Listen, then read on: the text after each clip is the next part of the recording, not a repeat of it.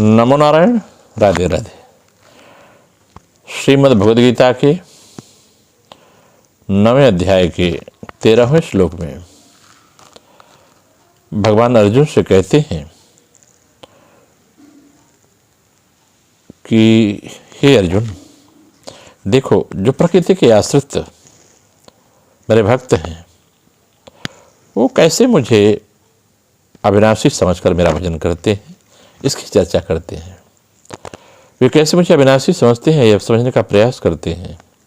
आइए उसकी चर्चा करते हैं कि महात्मानस्तु मां पार्थ दैवी प्रकृतिमाश्रिता भजन्त्यनन्य मनसो ज्ञात्वा भूतादिमव्ययम्। कहते हैं, हे प्रथानंदन, दैवी प्रकृति के आश्रित अनन्य मन वाले महात्मा लोग मुझे संपूर्ण प्राणियों का आदि और अविनाशी समझकर मेरा भजन करते हैं।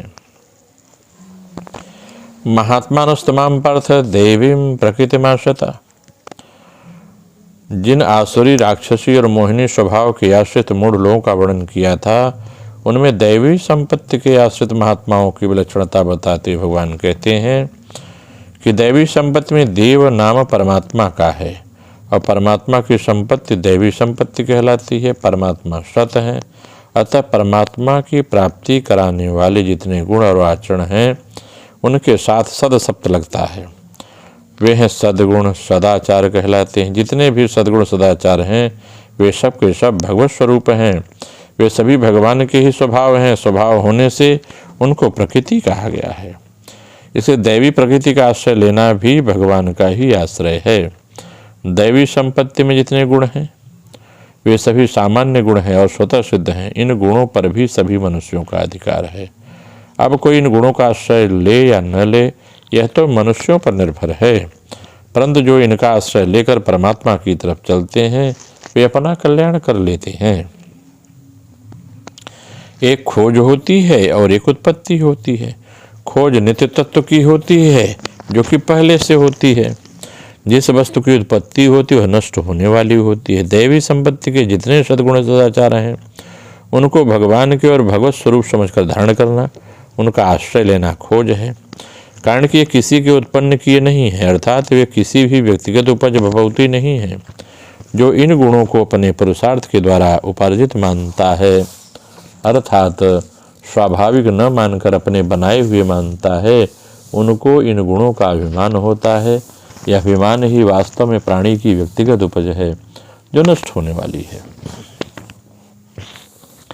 जब मनुष्य दैवी गुणों को अपने बल के द्वारा उपार्जित मानता है और मैं सत्य बोलता हूँ, दूसरे सत्य नहीं बोलते, इस तरह दूसरों की अपेक्षा अपने में विशेषता मानता है, तब उसमें इन गुणों का अभिमान पैदा हो जाता है।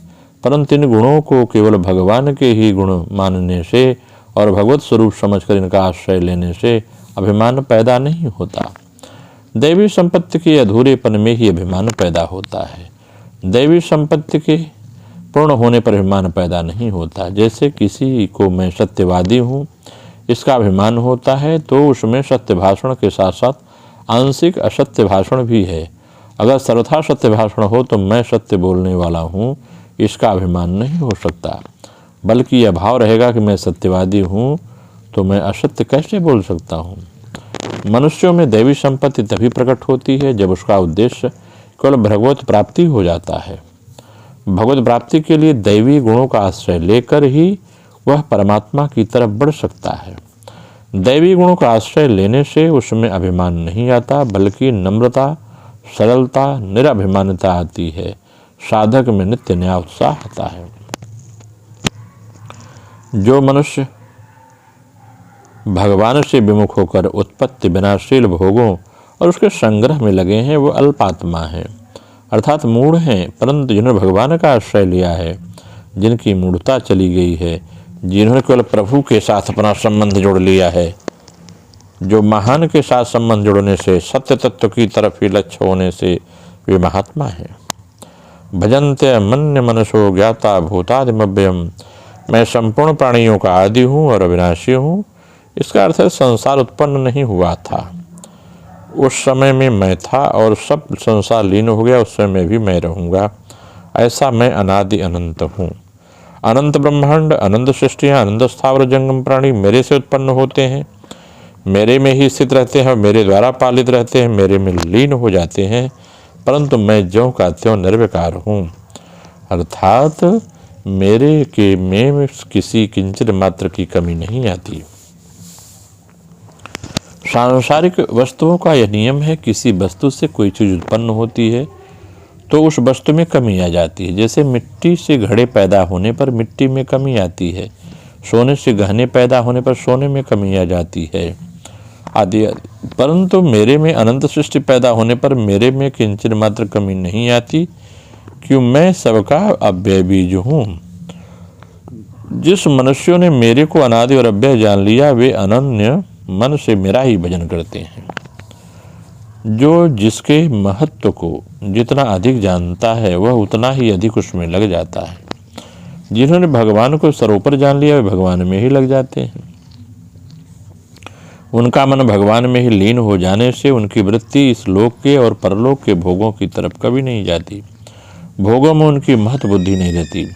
अनन्य मन वाला होने का अर्थ यह है कि उनके मन में अन्य का आश्रय नहीं है, सहारा नहीं है, भरोसा नहीं है, अन्य किसी में आकर्षण नहीं है और केवल भगवान में ही अपनापन है। इस प्रकार अनन्य भाव से वे भगवान का भजन करते हैं। भगवान का भजन किसी तरह से किया जाए इसके लाभ ही नहीं होता, परंतु भगवान के साथ अनन्य होकर मैं भगवान का हूँ और भगवान मेरे हैं, ऐसा संबंध जोड़कर थोड़ा भजन किया जाए तो बहुत लाभ होता है। ऐसा कारण है कि अपने मन का संबंध भाव रूप होने से नित्य निरंतर रहता है, जबकि क्रिया का संबंध नित्य निरंतर नहीं रहता। क्रिया छूटते ही उसका संबंध छूट जाता है। इसलिए सबके आदि और अविनाशी परमात्मा मेरे हैं और मैं उनका हूँ। ऐसा जिसने मान लिया वह अपने आप को भगवान के चरणों में अर्पित करके शरीर इंद्रिय मन बुद्धि से जो कुछ भी शारीरिक व्यवहारिक लौकिक वैदिक परमार्थिक कार्य करता है वह सब भजन रूप से प्रभु की प्रसन्नता के लिए होता है। यही उसका अनन्य मन से भजन करना है। इसका वर्णन गीता में जगह जगह हुआ है। तो पूर्व श्लोक में पतन की तरफ जाने वाले संसारी मनुष्यों का वर्णन करके जब उनसे विलक्षण भगवान की तरफ जाने वाले मनुष्यों का वर्णन करते हैं तो दैवी प्रकृति का अर्थ है भगवान का स्वभाव। आसुरी प्रकृति के आश्रित मनुष्य न तो भगवान को मानते हैं न उनकी आज्ञा को मानते हैं, परंतु दैवी प्रकृति के आश्रित मनुष्य भगवान को भी मानते हैं, उनकी आज्ञा को भी मानते हैं। अनंत ब्रह्मांडों के अविनाशी बीज भगवान है। इस प्रकार दृढ़तापूर्वक मानना ही भगवान को आदि और अविनाशी जानना है। दृढ़ मान्यता भी जानने के समान होती है। भगवान सबके आदि और अविनाशी हैं। अगर हम इसके क्रियायोग के माध्यम से व्याख्या करें तो यह बात और स्पष्ट होती है कि उत्तम रीति से पंचतत्व की क्रिया करके जिन्होंने देहादि रूप प्रकृति के माया आवरण को हटाकर यथार्थ मैं को समझ लिया वे ही महात्मा हैं। वे समस्त महात्मा लोग सार पर ब्रह्म को आश्रय करके रहते हैं तथा सर्व जीवों के परम आश्रय से विच्युत न होना पड़े, इसलिए उनकी दैवी प्रकृति का आश्रय लेते हैं। प्राण ही भगवान की प्रकृति है, उसका ही अवलंबन करके यह जगत क्रीड़ा होती है। जब तक प्राण चंचल होकर बहिर्मुखी रहता है तभी तक वह रज तम से अभिभूत होकर राक्षसी और आसुरी भावों को मन को अनुप्राणित करता है। परंतु जो क्रिया करके महात्मा होते हैं वे जगत के स्थिर प्राण रूपी आदिकरण का आश्रय करते रहते हैं। यही दैवी प्रकृति है। यह स्थिर प्राण ही आत्मा है। श्रद्धा के साथ खड़ चक्र में क्रिया करने पर खड़ चक्र स्थित महाशक्ति प्रकट होती है। वही अविनाशी ब्रह्म है।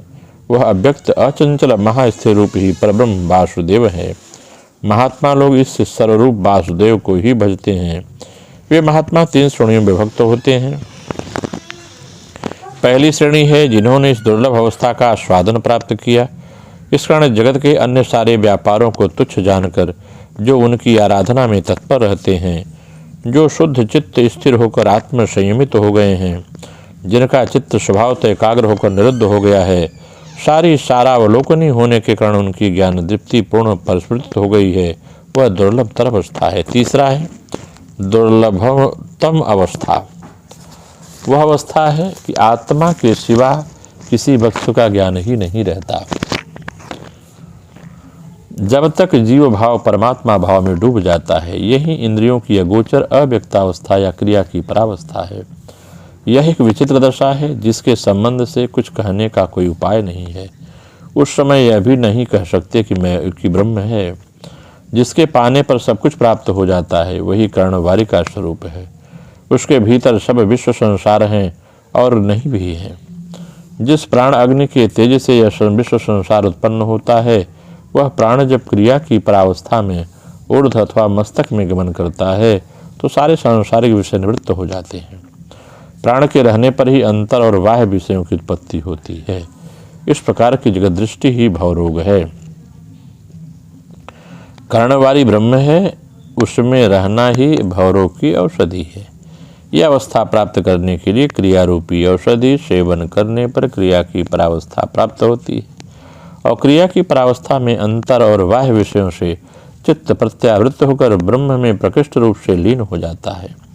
क्रिया की परावस्था ही सद्भाव या आदि भाव है, इसका कभी विनाश नहीं होता। नमो नारायण। राधे राधे। आप सबका मंगल हो।